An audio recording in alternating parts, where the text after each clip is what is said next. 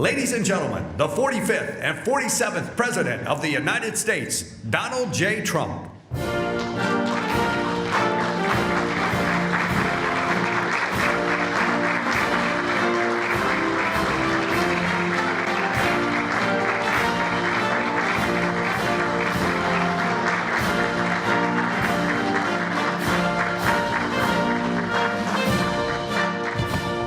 Well, thank you very much. It's been a pretty wild time, but it's going very well. Sit down, please. And tremendous progress has been made, as you're probably seeing just by watching.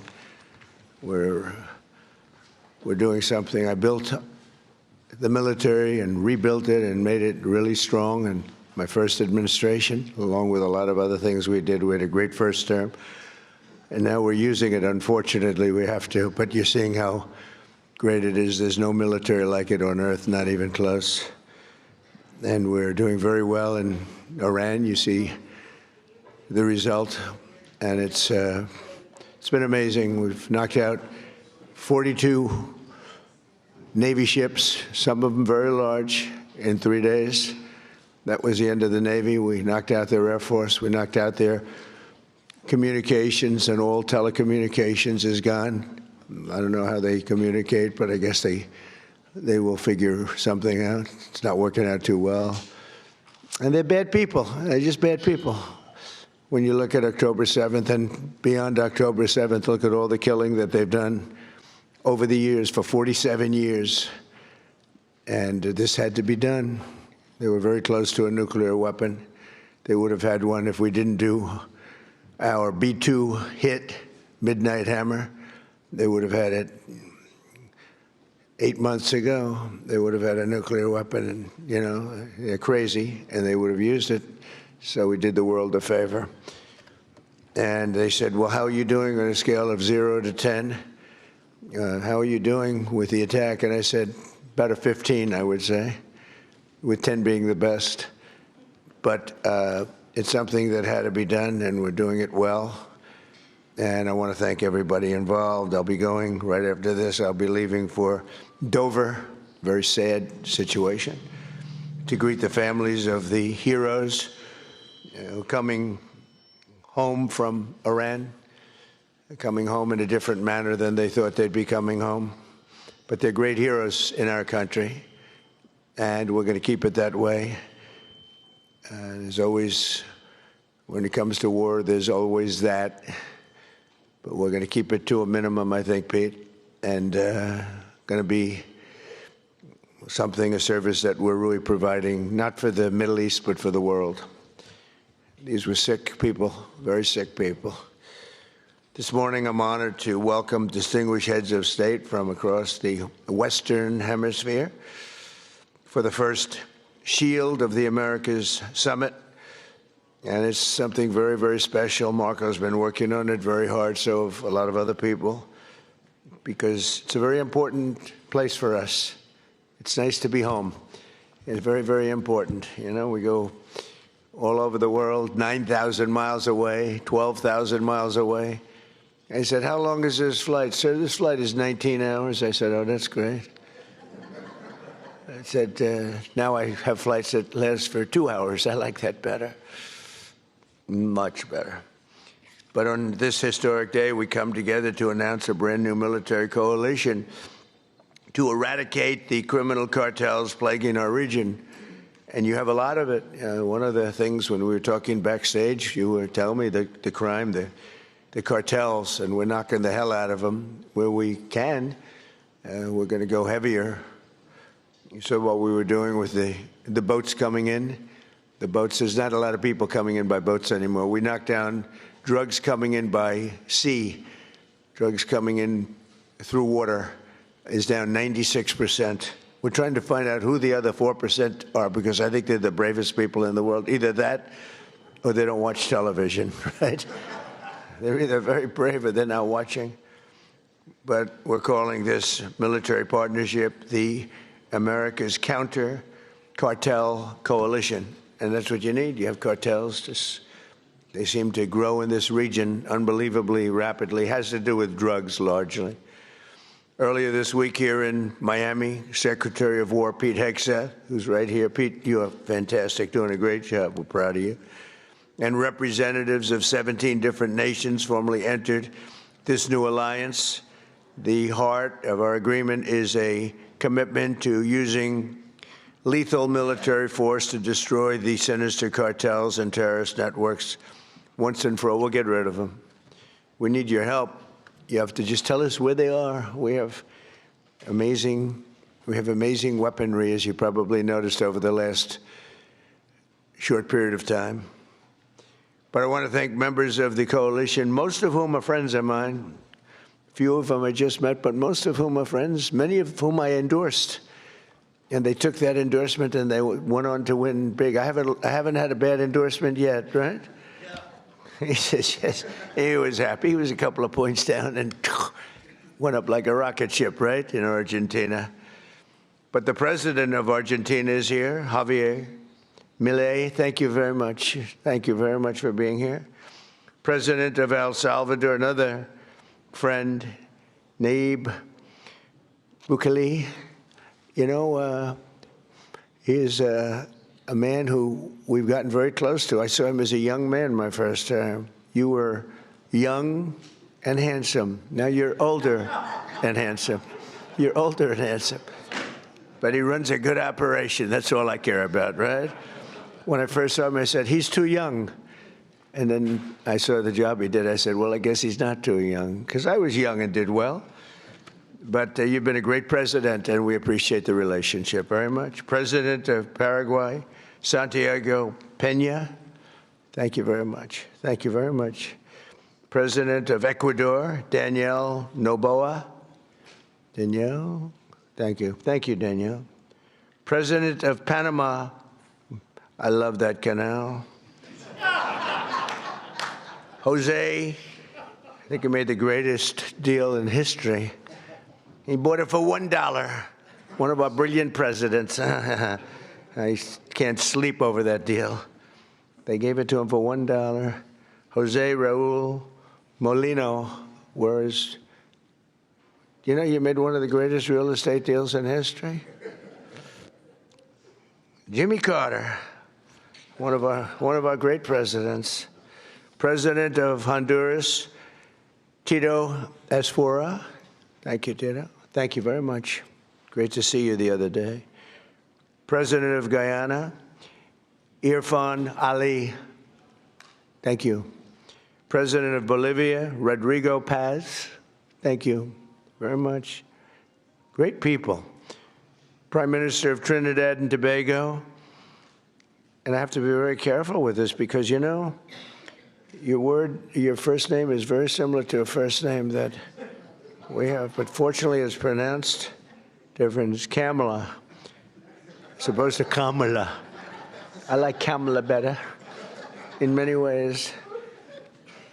And I just want to say thank you very much, but I had to be careful with that first name. I didn't want to get it mixed up because it would ruin your reputation completely. Right? I said, is this the same pronunciation? No, sir, it's a little different. It's Cam, right? Cam, as opposed to Cam. Well, we don't like Cam. President of Costa Rica, Rodrigo Chavez, as well as the President-elect of Costa Rica, Laura Fernandez Delgado. So thank you very much. Thank you very much. And the President of the Dominican Republic, Luis Abinader. And so many of my friends are in the Dominican, including the Sugar King, right? He is indeed the Sugar King. He got a lot of sugar. I don't know if that's good or bad, but he's got a lot of it, right? But we're grateful to be joined as well by the President-elect of Chile, Jose Cast. Congratulations. It's an endorsement. Gave you a little endorsement. I love when I give endorsements and people win. But you know what? They don't lose. You know, I don't know. I guess it would be illegal. Could you imagine if I could say they spend millions and millions and millions of dollars on a campaign? They're losing, and they beg me for an endorsement. I give them an endorsement. They win by 30 points, and I get nothing. if I could sell that, is there a way, do we have any of our legal people here? Marco's close enough. Is there a way I could get paid for that, Marco? I'd make a lot. They spend millions of dollars, and I give it for nothing. I could, even if I put it into the Treasury of the United States, it would be pretty good, right, Marco? But Marco's saying it's not a good idea. No, but it's an honor to do it. It's an honor to have that power where I can endorse somebody, and even in foreign countries. Here it was, we had one in this week, 124-0 with endorsements, and so that's good. But now I'm doing foreign countries all of a sudden. To say, sir, would you endorse me? And it's an honor.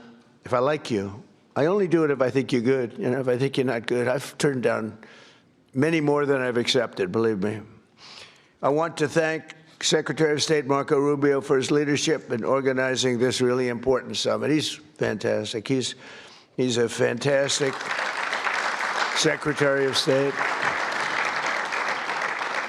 And thus far, look, we've had the most incredible year of any president, I think, by, you know, I ended 8 wars. We're not going to go into it too much today, but what we've done is incredible. And we're going to be doing some incredible things together, because I look at our region, if I can call it that, as being very important. It's been abandoned by the United States for so many years. You know, they went so far away.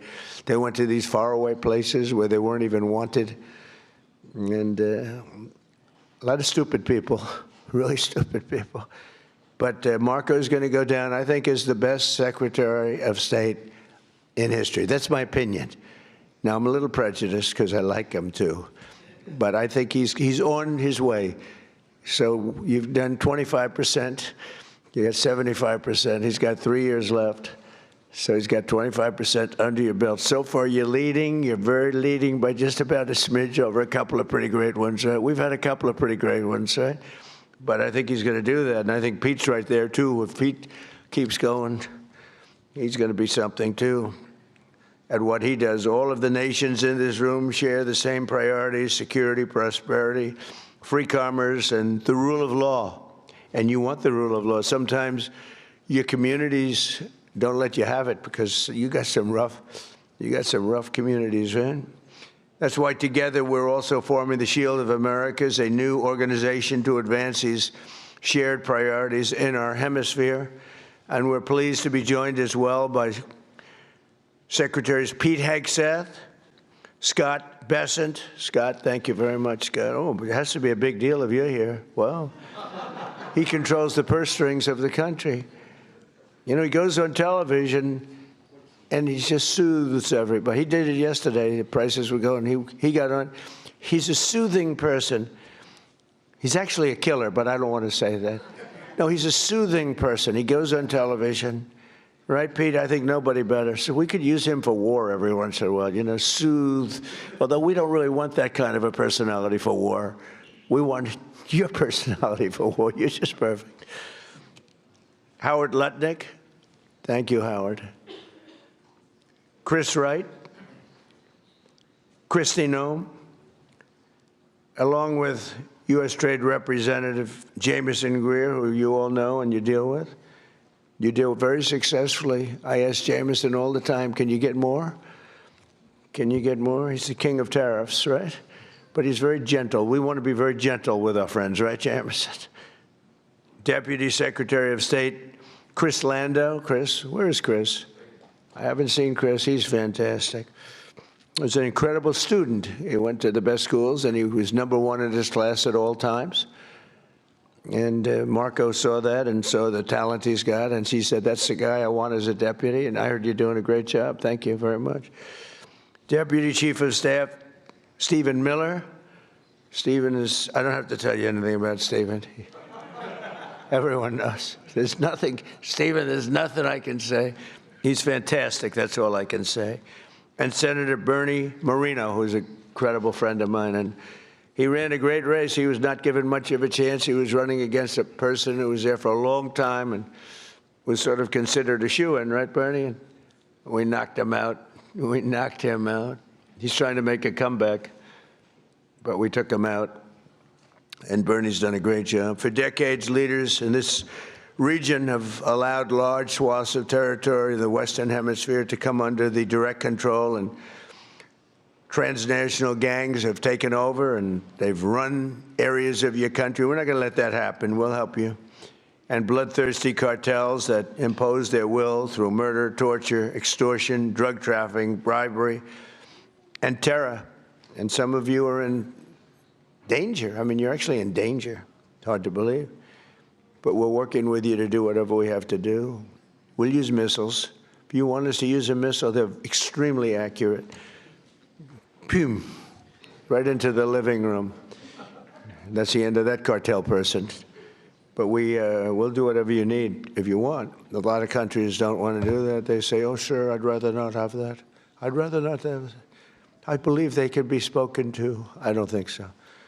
Many of them don't want, and that's okay, too. You're going to do you. But if you need help, you're going to let us know, okay? Many of the cartels have developed sophisticated military operations, highly sophisticated. In some cases, they say they're more powerful than the military in the country. We can't have that. These brutal criminal organizations pose an unacceptable threat to national security, and they provide a dangerous gateway for foreign adversaries in our region. And we don't want them near our country either. We don't want them to come in. They're cancer, you know. They're cancer, and we don't want it spreading. We have a very strong border. You know, we have a border now where for 9 months, 0 people have been able to come through. It's hard to believe, actually, because we went from 25 million people coming in over the Sleepy Joe Biden, one of the worst presidents in history of the world. He was the worst president in the history of our country. We've had some pretty bad ones. Recently, we've had some pretty bad ones, but he's the worst. But he would go down as one of the worst in the world. I'm going to up his category now. It's horrible what he did. And what he didn't do was probably worse than what he did. Every leader here today is united in the conviction that we cannot and will not tolerate the lawlessness in our hemisphere any longer. The only way to defeat these enemies is by unleashing the power of our militaries. We have to use our military. You have to use your military. You can't fight these people with, and you have great police. You have some great police, but they threaten your police. They scare your police. You're going to use your military. In many cases, our forces have already been working closely with yours, and the United States looks forward to deepening and expanding that cooperation in the months ahead. And it's so good that we got to know so many of you. I mean, we're so many. And I'd love to get to your countries at some point. Marco loves going to your countries. He's always at one of these countries. He likes your countries the best, okay? You know, where are you? I'm in Chile. Oh, good. How's Chile doing? Good. He likes it. He feels very comfortable. We all like him, right? It helps. He's got a language.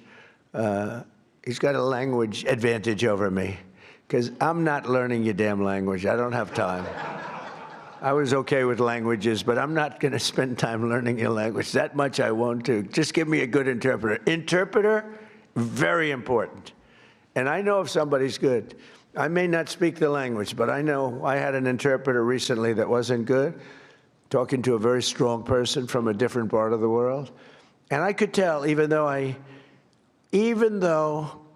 don't speak the language, I could tell the interpreter was not good. When you go,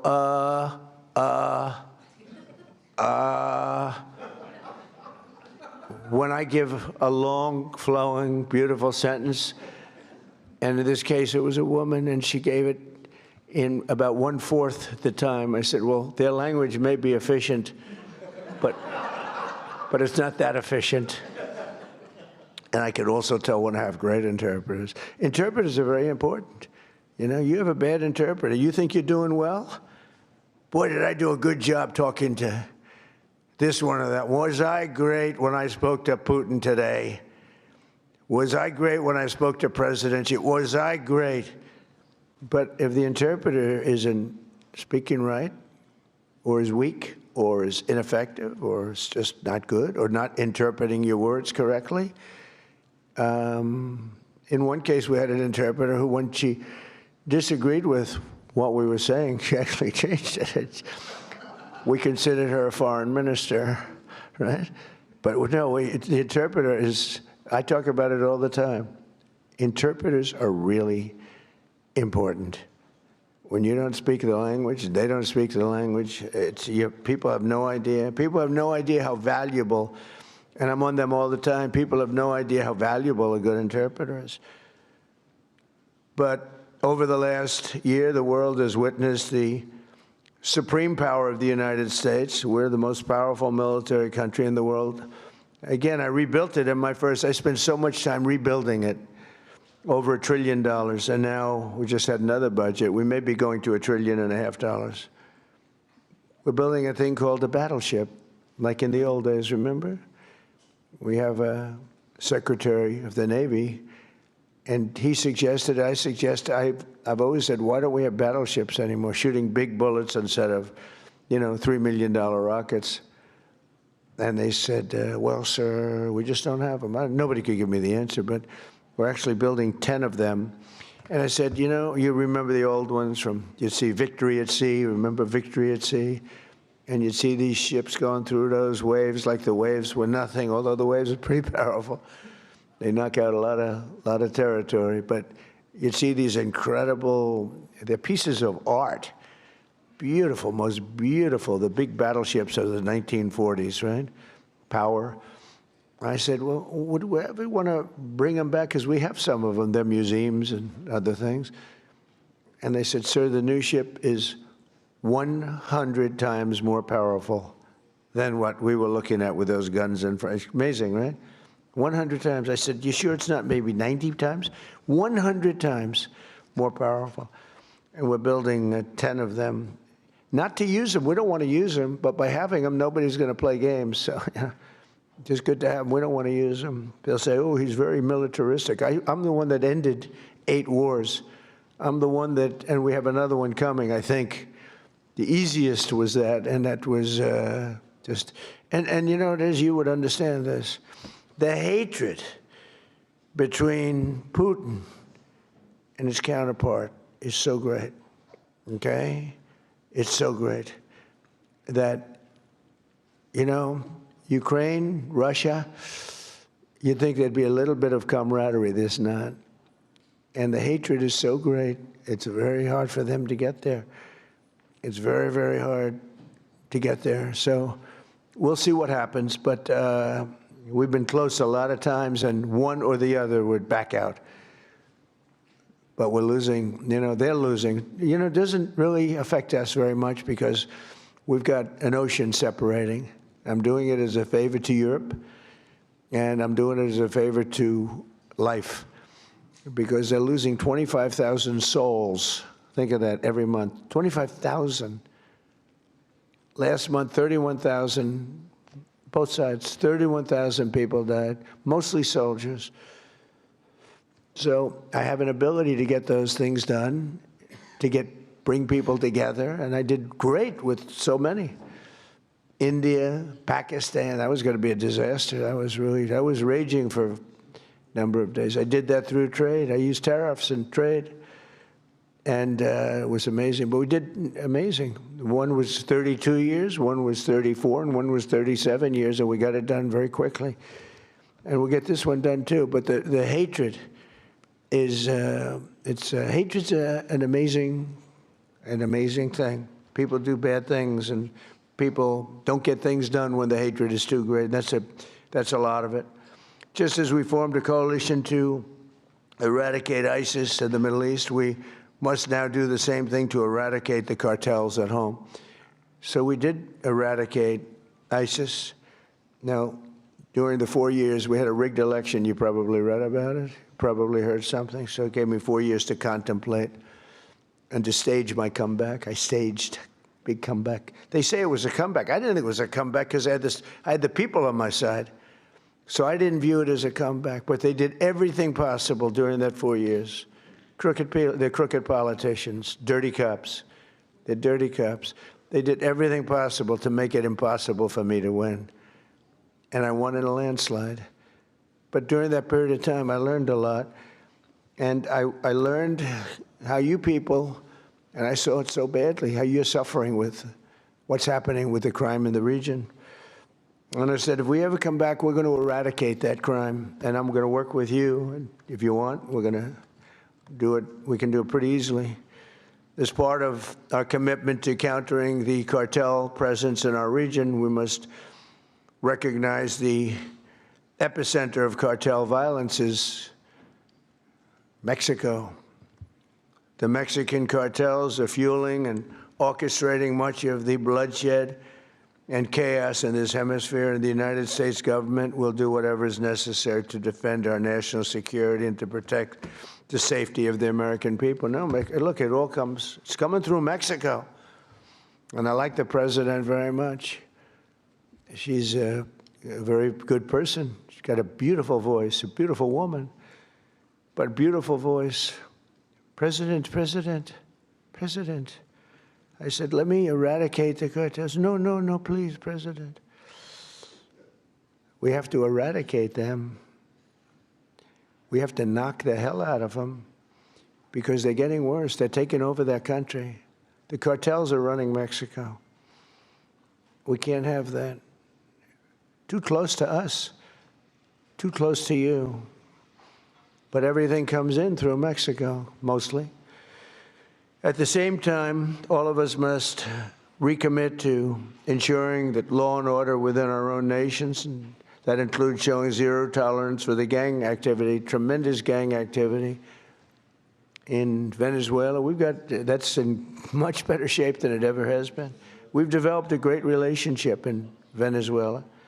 The savages who murder and rape with impunity must be permanently removed from society. We must not allow our criminal justice systems to be corrupted so that they protect these criminals and animals at the expense of your people. And for some reason, all over the world, this is a region that has problems that other regions don't have. They have different problems, but they don't have this problem. The United States last year, we achieved the largest drop in murder rate in recorded history. We have the lowest murder rate in 125 years. Hard to believe because, I don't know, it's, we've got a lot of them out, but we allowed through the Biden policies and Obama, who was another terrible president, by the way. He was Barack Hussein Obama, terrible president. He was a divider, great divider. I call him the great divider. But they allowed a lot of people into our country that shouldn't be here, but in particular Biden, because Biden had no idea what he was doing. He had no clue. It was being run by whoever got near the auto pen was running the country. He was the auto pen president, and frankly, they let at least 25 million people come in to our country, some from prisons, some from mental institutions, gang members, the heads of gangs, the mentally insane, I'll tell you. People came in from mental institutions and insane asylums, and we took them. We had an open border policy. It's a policy divided and devised by idiots, but they pour it into our country. So we went from the worst border in history to by far the best border. We have the best, strongest border that we've ever had.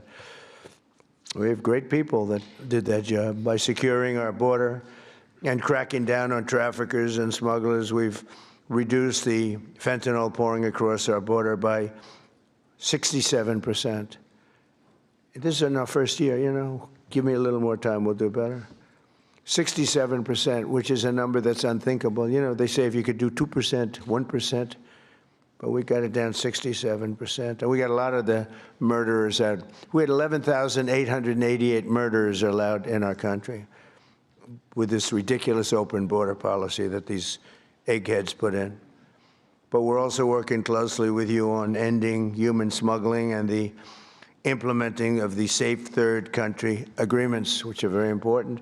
In January, America's armed forces also ended the reign of one of the biggest cartel kingpins of all, with the Operation Absolute Resolve to bring outlaw dictator Nicolas Maduro to justice in a precision raid that nobody's ever seen anything like it. This was in a very powerful military base, fort, and they went in and they took him out and they got him out, and people couldn't believe it. They couldn't believe it. We were right into the heart and took him out, and it was nasty. It was It's about 18 minutes of pure violence.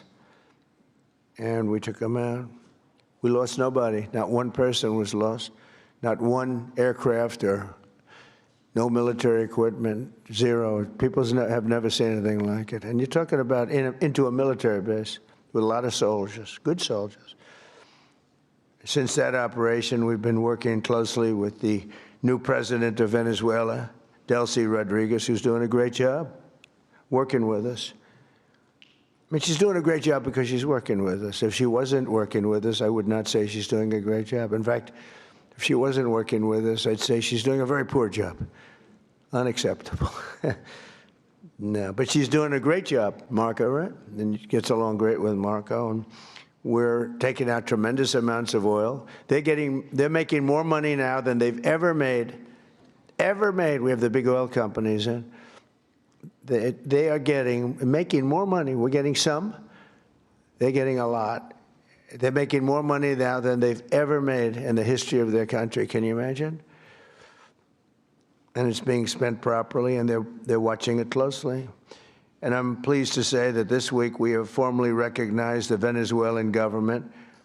We've actually legally recognized them. We have also just reached a historic gold deal. It's called the gold deal with Venezuela to allow our two countries to work together to facilitate the sale of Venezuelan gold and other minerals. They have great amounts of gold. They have good land, I tell you. Very good land. But they weren't able to take advantage. The system didn't allow them to take advantage of the value of their land. As we achieve a historic transformation in Venezuela, we're also looking forward to the great change that will soon be coming to Cuba. Cuba's at the end of the line. They're very much at the end of the line. They have no money. They have no oil. They have a bad philosophy. They have a bad regime that's been bad for a long time. And they used to get the money from Venezuela. They get the oil from Venezuela. But they don't have any money from Venezuela. They don't have any oil. They don't have anything from... People can't even... They land in Cuba. They can't get gasoline to fly out. They have to leave their planes behind. And they want to negotiate, and they are negotiating with Marco and myself and some others. And I would think a deal would be made very easily with Cuba. But for 50 years, I've been hearing, as a little boy, I'd be hearing about Cuba. Cuba's a disaster. But I've been hearing so much about Cuba. But Cuba's in its last moments of life, as it was. It'll have a great new life, but it's in its last moments of life the way it is. And but our focus right now is on Iran. And we'll do that. I would say, what will you do? Take about 2 days off, Marco? No, he won't. Maybe an hour. He'll take 1 hour off, and then he'll finish up a deal on Cuba. That'll be an easy one. But it'll be the entire region that we're doing that. Many of you have come today, and they say, I hope you can take care of Cuba, because you've had problems with Cuba, right? You mentioned. I was surprised. But 4 of you said, actually, could you do us a favor? Take care of Cuba. I'll take care of it, okay?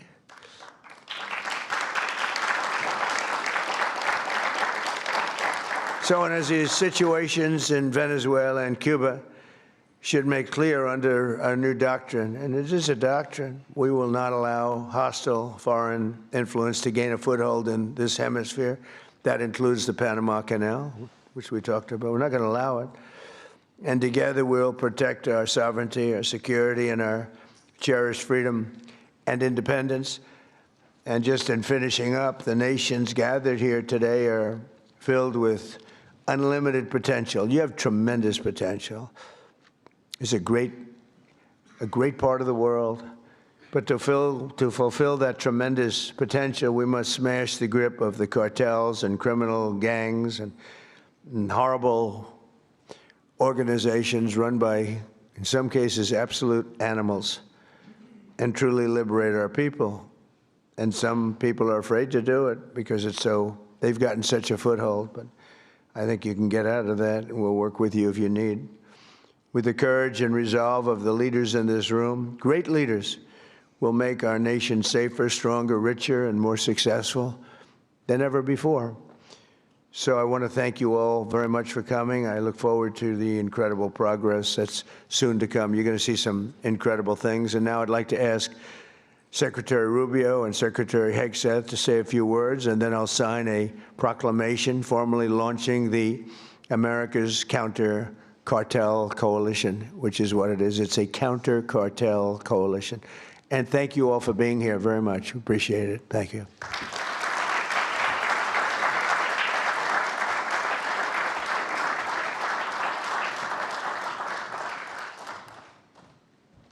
Thank you, Mr. President. I want to thank all the leaders that are here today. I'll be very brief. First of all, Mr. President, thank you for making this region a priority. We've had successive American presidents say that the Western Hemisphere is going to be a priority, and they never do it. And the President has made it a personal priority. He's also a president of action. It's why I believe he will go down as the most historic figure, one of the most historic figures in American history, and certainly of the last 100 years, because of what he has been able to do and is doing right now with the Western Hemisphere. Thank you for your bold leadership. It's an honor to be able to serve in your administration.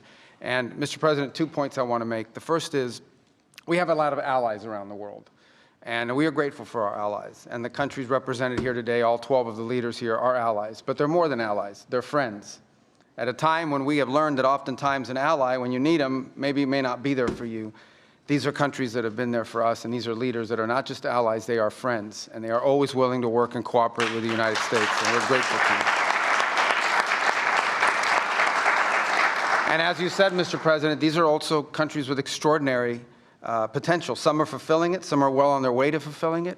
And this is important. We want to be a partner with you in that. We want the world to see that when you are a friend and an ally of the United States, it is a good thing. It's reciprocated. It comes back the other way as well. And so the fact the President is here today and making this a priority is so critical. If I may, because some of these cameras are covered in Spanish. You all right about that? Oh, good. Please. We don't need an interpreter for this one. Quiero darle las gracias. I think I'm a good interpreter. You'll find out in a second. But las gracias a los países que están aquí hoy. Estos países, primero, el presidente ha hecho esta región una prioridad en su administración. Hay muchos presidentes que han dicho que lo van a hacer, pero él lo ha hecho y se lo agradecemos. Y muy agradecido a los 12 países que están aquí hoy. Estos son países que no solamente son aliados, son amigos. Son países que siempre responden cuando hay una necesidad y trabajan en conjunto con nosotros, y queda mucho por hacer. Estos son países que tienen una gran población, mucho potencial, y queremos ser sus socios en desarrollar sus países, sus economías y su seguridad. Y le doy las gracias de verdad por estar aquí en el día de hoy con nosotros. Que Dios bendiga a todos esos países, a los Estados Unidos, y gracias como siempre por la cooperación. Seguiremos trabajando en conjunto y vamos a hacer cosas muy buenas, muy importantes para esta región, que van a hacer que en las generaciones futuras nos van a agradecer la labor que estamos haciendo en el momento de hoy. Thank you very much. Thank you. Is he better in Spanish or in English? I think he's better in Spanish. I mean, it's great. Pete, please. Thank you, sir. Mr. President, I only speak American. I speak Cuban. Well, Mr. President, it's an honor to be here and to establish in this hemisphere peace through strength. For far too long, our country's gaze was only on borders in far-flung places. Not our own border, not our own hemisphere, not the Western Hemisphere. President Trump has established the Trump corollary of the Monroe Doctrine, the Monroe Doctrine. And the War Department is implementing it as fast as we can. In fact, 2 days ago, Mr. President, we launched 18 countries were signatories to the America's Counter Cartel Coalition, ACCC, which is not just an organization that's going to hold conferences and release white papers. That's not what we exist to do. It's an action coalition of like-minded countries who are going to bring their capabilities to bear, with American leadership at the forefront, to ensure we attack and get after this cartel challenge, which for far too long we have accepted as some new normal in our own countries. President Trump and the American people rejected that in our own. We don't have to live with communities flooded with drugs or violence or cartels and gangs. We can seal our border, and we have to for our citizens. We share a hemisphere and geography. We share cultures, Western Christian civilization. We share these things together. We have to have the courage to defend it.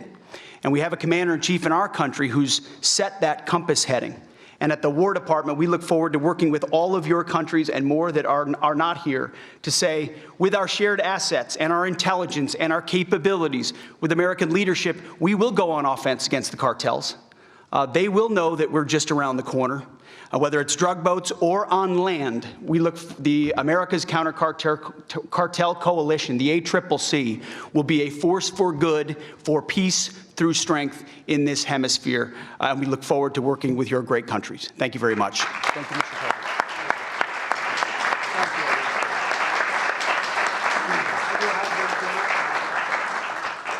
Would you like to come up and surround us here? Thank you.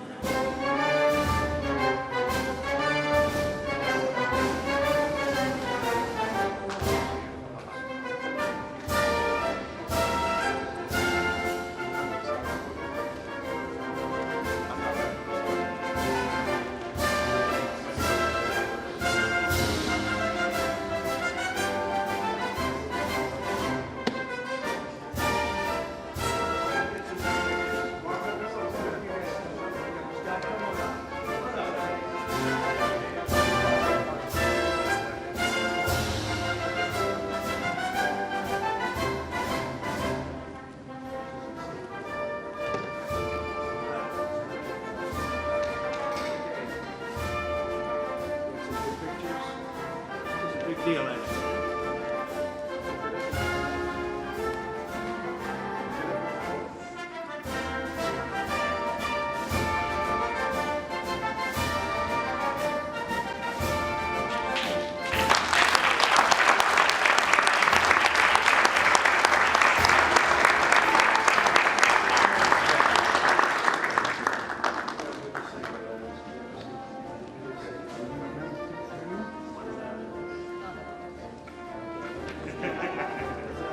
That's not an order. It's a beautiful memento. Thank you.